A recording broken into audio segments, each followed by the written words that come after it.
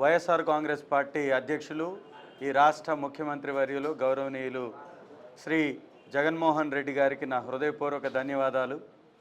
ఏ రకమైనటువంటి రాజకీయ కుటుంబం కాకపోయినా, రాజకీయంగా నేపథ్యం లేకపోయినా కూడా వైఎస్ఆర్ కాంగ్రెస్ పార్టీ అభిమానంతో పార్టీ పెట్టినప్పటి నుంచి పార్టీ వైపున నడుస్తూ పార్టీ గళాన్ని రాష్ట్ర వ్యాప్తంగా నాకున్నటువంటి పరిధిలో నేను వినిపిస్తున్నటువంటి నాకు అద్భుతమైనటువంటి అభిమానులు కలిగినటువంటి గడ్డ అయిన ఎర్రగొండపాలెన్ని వైఎస్ఆర్సీపీ నియోజకవర్గ ఇన్ఛార్జిగా నాకు అవకాశం ఇచ్చి ఎమ్మెల్యే అభ్యర్థిగా పోటీ చేసే అవకాశం ఇచ్చినటువంటి గౌరవనీయులు పెద్దలకి హృదయపూర్వకంగా పాదాభివందనం తెలియజేసుకుంటూ, ఈ రాష్ట్రంలో ఎలాంటి ప్రభుత్వం 5 సంవత్సరాల్లో నడిచిందో ప్రజలందరూ చూశారు.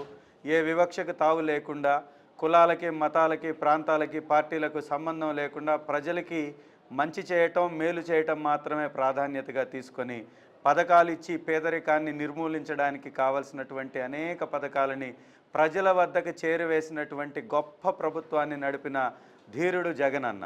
ఇవాళ ఏ రాజకీయ నేపథ్యం లేకపోయినప్పటికీ కూడా నాలాంటి వాళ్ళకి అవకాశం ఇచ్చి నన్ను ప్రజల్లో మమేకం చేసి ఇలాంటి గొప్ప నియోజకవర్గాల్లో అవకాశం ఇవ్వడం అంటే ఇది సాధారణమైనటువంటి విషయం కాదు. ఇది కేవలం వైఎస్ఆర్ కాంగ్రెస్ పార్టీకే దక్కింది తప్ప మరి ఏ ఇతర పార్టీలకి దక్కలేదు.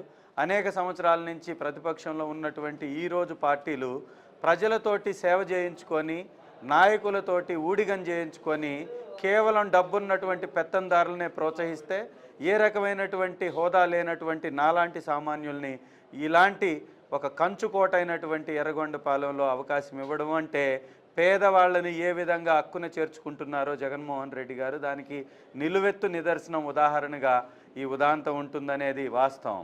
ఇవాళ ఎర్రగొండపాలెం కావచ్చు, మిగిలినటువంటి 174 నియోజకవర్గాలు కావచ్చు, ఉన్నటువంటి ప్రజల్లో దాదాపు 90% ప్రజలకి మంచి చేసి మీకు ఎలాంటి మంచి చేశామో ఆ ప్రజల మధ్యలోనే నిలిపించి చూపించినటువంటి ధీరుడు జగనన్న. కాబట్టి మంచి చేసే ప్రభుత్వాన్ని గెలిపించుకుందాం.